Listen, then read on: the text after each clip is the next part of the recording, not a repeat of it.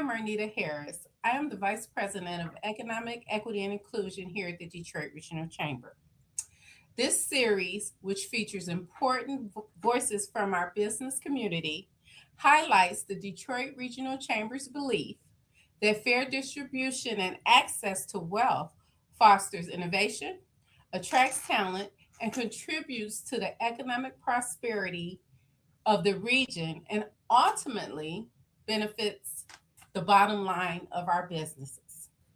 Today, I'm joined by Jeff Nelson. Jeff is the Executive Vice President at Strategic Staffing Solutions, also known as S3. Thank you, Jeff, for taking the time to take part of this discussion. How are you? I'm doing great, Marnita, and thank you. I'm really happy to be here. I really appreciate the Detroit Regional Chamber. I first participated close to 25 years ago in the Mackinac Policy Conference, and I think conversations like this are important. So thanks for having me. So, I want to start by asking that you share just a little bit about yourself. Oh, sure. Yeah. Well, I have worked at S3 for 20 years. I'm an executive vice president. I started out as the general manager, and I still have this role, of our international division. We've been in the country of Lithuania for 25 years. And in the last several years, we've branched out into Latin America and to Asia. So I oversee all that work of S3. And I also have important roles to play in the community. I mean, in Detroit. And prior to S3, I worked in the nonprofit sector, and that's how I actually came to know S3. S3 was a generous supporter of my community organization before I came to work for S3. Oh, that's great. So, we believe, and we've talked about in this series, how true economic prosperity requires intentional efforts to level the playing field, to ensure access to things. Why does that, or why do you think that is important for that to happen? And how do you work through that within your organization? Like, why is economic equity matter to S3? Sure. Yeah. Well, it is true. It makes a difference in a company's bottom line. There's lots of good studies about how having a diverse workforce produces better outcomes. Top performing companies uh, have a high representation of diversity in their organizations. I think just more individually for S3 and the Detroit community, the whole regional economy thrives when we're being inclusive and being intentional. And it's always going to be a work in progress. And that's why it's really important, A, to be in conversations like this, raise awareness, look around, listen about what else you could learn to adapt in your own organization, and speak up about the value and importance of it. So again, a series and a conversation like this, I think, is important for all of us to be in. Um, Being intentional really is where it starts. You have to have policies, practices in your organization. Um, for us in our business, talent acquisition, when you really think about it from a business perspective, economic inclusion and being intentional about including people in our business means a bigger pipeline of talent. And really, we ourselves are a diversity company. We're a woman-owned company, 36 years old, founded, and still headquartered in Detroit by Yeah. intention. We could be anywhere, but we choose to be in downtown Detroit and to be part of its evolution. And so we just take a little bit, I think, different lens than some about, trying to see people first and give Mhm. them an opportunity, uh, if they don't have the credentials or, some certification, but can we partner with them to overcome those obstacles? And just from a philosophical point of view, that's the way we look at, including people in our economic activity in Detroit. That's great. And with that, how has your organization benefited from having that outlook or that philosophy in doing business, or even with working with your staff? Years ago, I worked for a staffing company, and the benefits from are a great contrast from what they used to be back in the day to how strategic staffing does things. So just thinking about having that philosophy, how has that benefited your organization? Oh, thank you. Yeah, we pride ourselves on taking care of our people, right? If you think about an org chart for an organization, usually starts with the CEO or the board of directors at the top. From day one and to this day, and we always will have what we call an inverted triangle. Um, At the top of our org chart is our customers, and right below that are our consultants. So we're very intentional. We're very customer centered. And then in order to be customer centered, we have to take good care of our people. Down at the bottom is the employees and the management of the company. So it's that inverted mhm, triangle. It's an interesting statistic. On average, about 30% of the consultants that we employ become permanent employees of our customers. mm, And so just knowing that, and then those people are our customers and they want mhm, to have our services provided to them. So we if we don't take good care of people, we don't pay them right, give them appropriate benefits, and just care about them as people, uh, then that doesn't happen. And we're really proud of that. Um, Let me say one other thing. You asked about our organization. How do we benefit? We have four pillars. Our themes of what our values are, and one of them, and we all try to live this in our work, is we seek to change people's station in life. mm, And so, going back to a point I made a minute ago, if we see someone, we try to look at their character and their mhm, capability of learning, not necessarily that they have experience or a credential, college degree or certificate or something like mhm, that. And we look for that. That's part of our values, and that does a couple of things. It provides access to potential talent that would be overlooked because they didn't show up on mhm. the search. But also, what I found in my 20 years here, myself included, it really helps with engagement of our own employees. We like being part of that. It's great when someone gets that new opportunity, and we were a catalyst. Yes, yes. Yeah.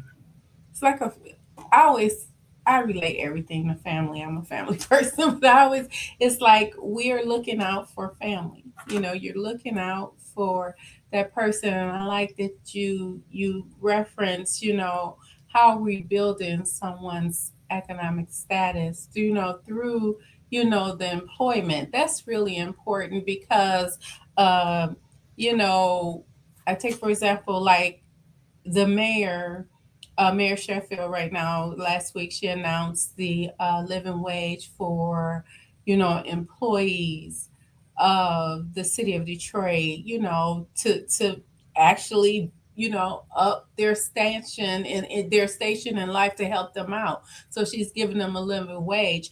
And she's doing that. That's like 70% of the employees live in the city of Detroit. So it all is cyclical, and just try. Yeah. And then another thing with strategic staffing, I know the great things you do for for employee side, but it also it makes you feel good about going to work. So we have these things about great places to work. It makes you feel good about going to work because you're working someplace where someone cares Yeah, about and you. it shows up in some numbers too. If I can go Mhm. there, I mean this Yes. is intentional. This is not just a way of working. We Yes. we historically contribute more than $2.5 million annually in donations and sponsorships. Majority Mhm. of that goes to organizations in the Detroit region, but Mhm. we have offices around the country and in fact around the Mhm. world. So we show up in the communities where we work, with these values. And for a company our size, that's a significant number every year to be Mhm. contributing to charitable work. So it isn't just ways of working and words. And if I can go one step further on the business side, we work with a lot of suppliers, and we're very Mhm. intentional about having our partner organizations seeking out diversity ownership in those Mhm. suppliers. In one of our programs in the Detroit region, 90% of our suppliers are diversity owned, certified Mhm. diversity owned.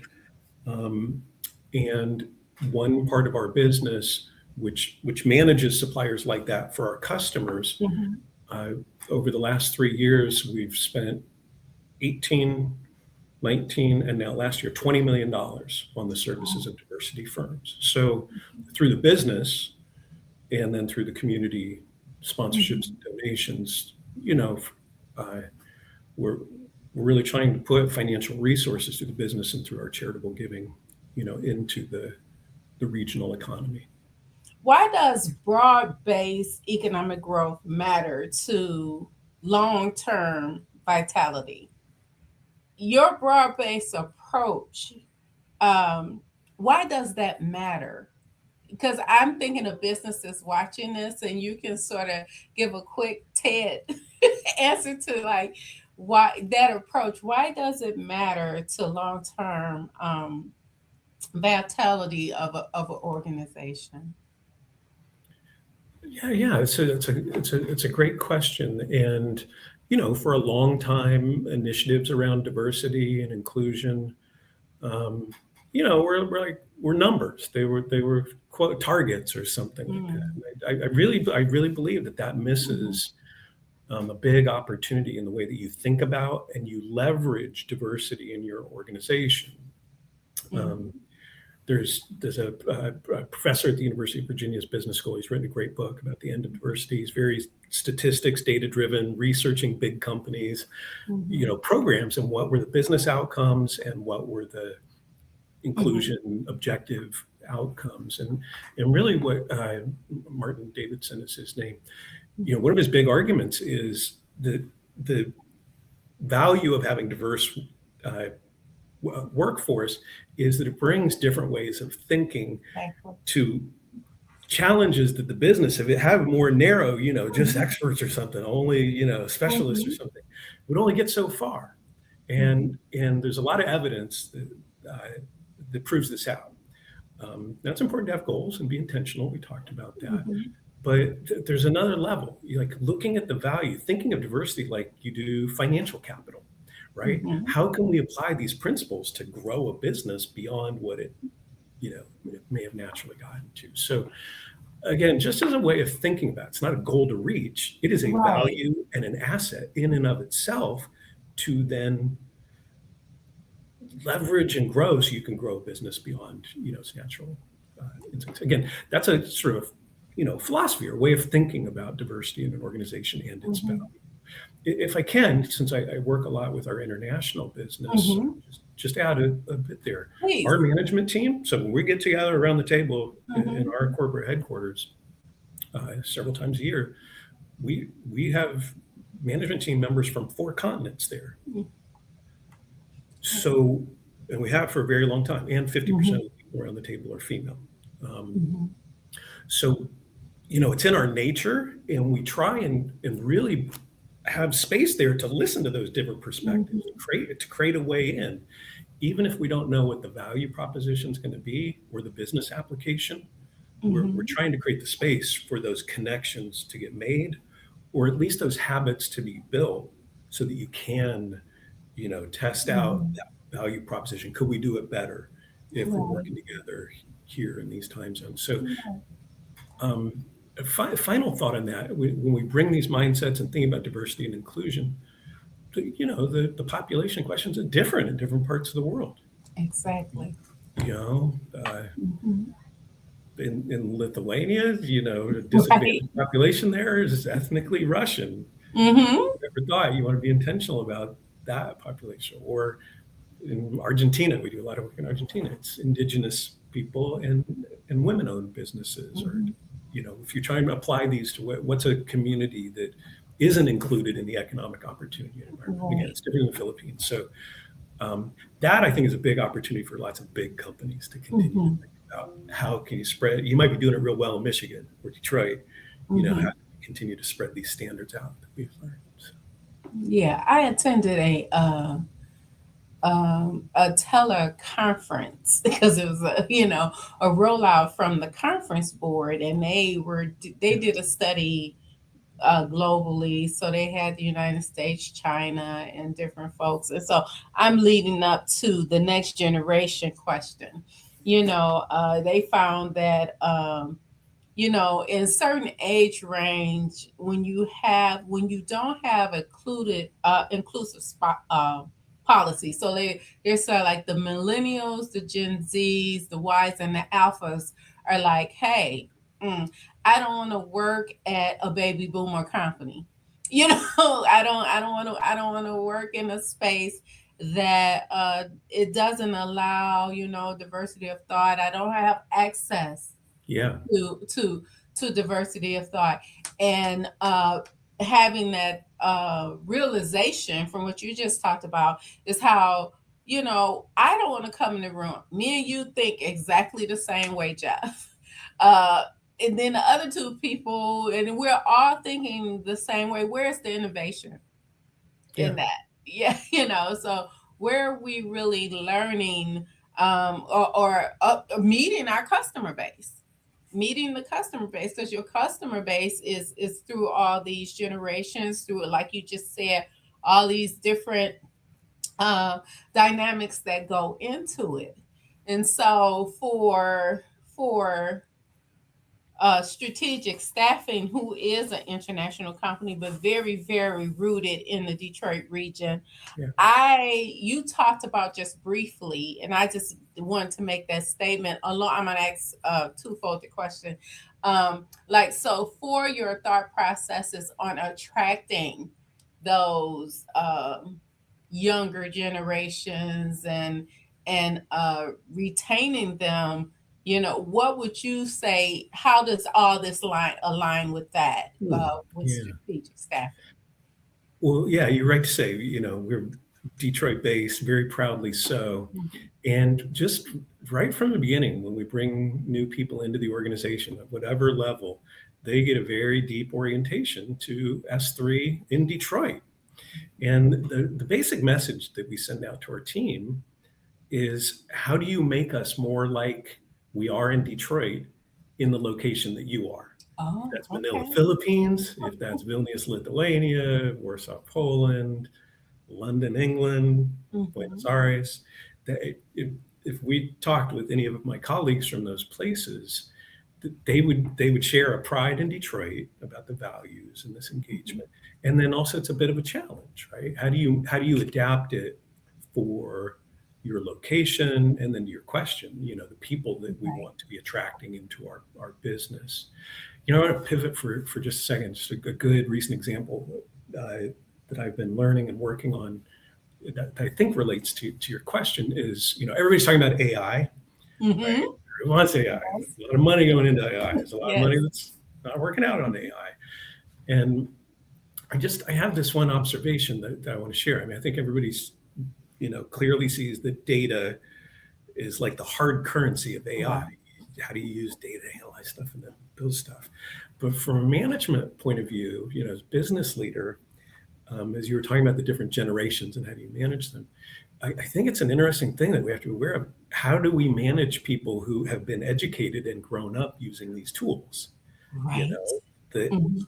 that are natives to this, Mhm. the Right. old ways of managing people, the incentives and how you engage them. Mhm. I think so. If you're thinking about that, how do you understand and create an environment for the people who are leading the implementation and use of these tools? Mhm. How do they think? How do they get information? How do they give it to you? And it's different than the traditional annual business plan and budgeting, and what do we learn and how we do it. The Yeah. language is different. Mhm. How do we manage those people? Is an interesting management challenge. It's a version of your question. I think for us, coming back to those basic things, listening, valuing, it's a form of a diverse point of view. Mhm. And so if you can be intentional about how do you include people with different perspectives or experiences in your organization, you're building some muscle and habit about how to do Right. with other people in new areas. I think there's a real parallel there. Yes. Thank you for that. Um, so what is your organization? Because you talked about it, how you guys have given millions of dollars um, in the Detroit region. So I would like to give you an opportunity to talk about what your organization is doing to contribute to a more economically equitable Detroit region? Thank you. And there's a pretty good list of organizations Yes, and it things. is. Of I'm things not. I'm not going to give you a list, but I'm going to share a no, few names as yeah. representative of what we prioritized. Mm-hmm. Um, our CEO, Cindy Paskey, has chaired both Mayor Duggan's Workforce Development Board and Governor Whitmer's Workforce Development Board. Mm-hmm. In the case of the city, took a pretty non-traditional approach with Mayor Duggan and really rallied, business community and the community foundation to do things differently than Mm-hmm. they've been done in the past. And it got real results, real jobs for people that live in Detroit. Some of the anecdotes really motivate you to keep building on that. 90% of the people who went through this one program were able to walk to work and get a good paying job out of it. Right. So doing workforce development in a business-like manner, Mm-hmm. I think can have a big impact. That's something that's a priority for us.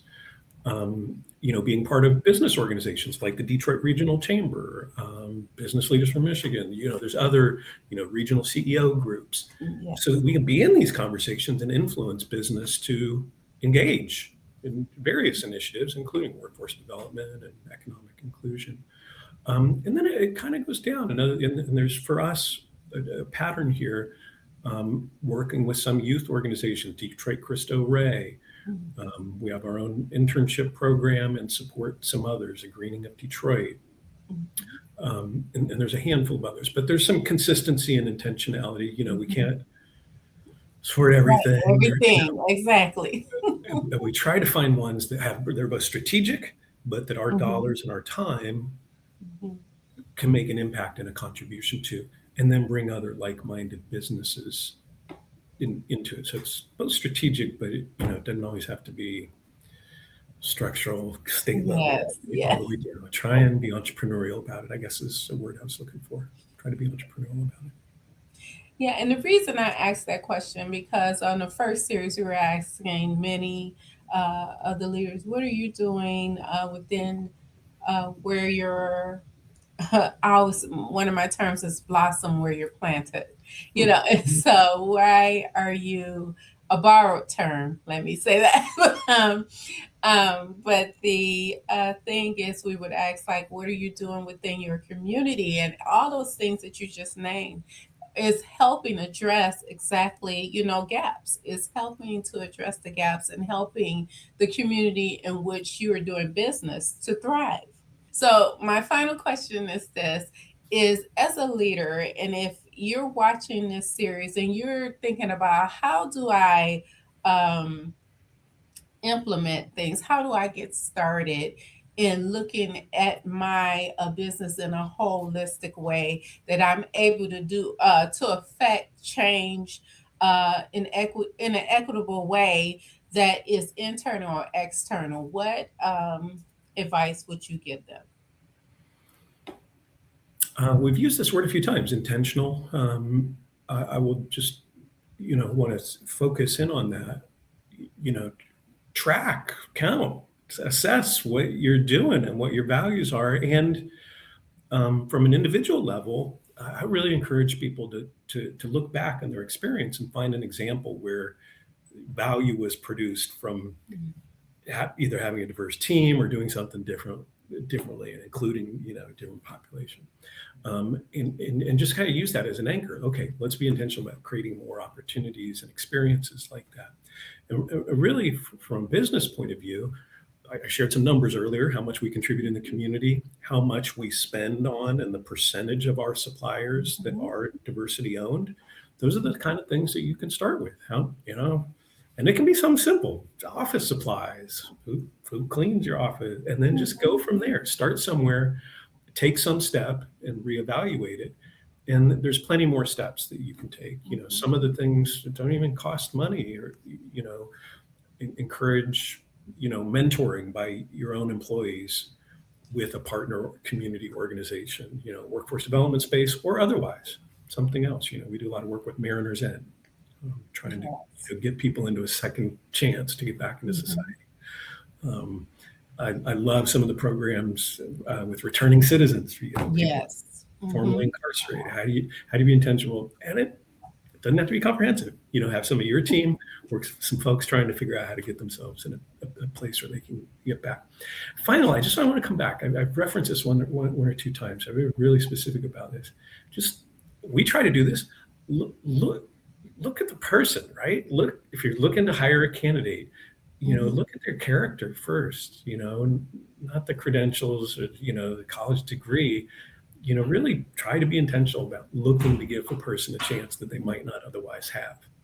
Now, a couple of ways that we do that as a business as well, helping other organizations. Sometimes the diversity supplier won't have, for example, the insurance Mhm. required to, work in a program of ours or with another big company. So Mhm. we extend insurance coverage that's affordable to those organizations, Wow. uh, not as a business, but as a means to overcoming an Mhm. obstacle that would keep them structurally in Mhm. the system. That's just an example I have of looking past the credentials. Right. Okay, you don't have $1 million insurance, you can't do the business with us. Mhm. Well, actually, we can cover you under ours, and it's Mhm. That's very amazing. affordable financially. So if you're a manager, whatever the size is, encouraging your teams to be engaged. And Marnita, we started with just, this is a series that I think in and of itself has value. Being in a conversation, getting voices in and listening to them. Mhm. I listened to a couple of the past series interviews you did, and I learned some new things. And I'm motivated to, Okay. see what else I can bring back to discussions with our teams that they can apply. And that has value in itself, I think. Well, Jeff, while you're talking, I just said intentionality, intentional. Start, take some steps, assess, and look, listen, and learn about the person, learn about the person and what is possible. So this is what I'm taking from our time: intentionality, start, take some steps, assess, and and spend the time with the people. So I just Right. really appreciate you lending your important voice to this series. And is there anything you want to say in closing? I've just thank you again. I'm looking forward to watching the whole series, seeing the next folks who join you. So please keep it up. Okay. Yes. All right. Thank you so Thanks, much, Marnita. Jeff. Okay.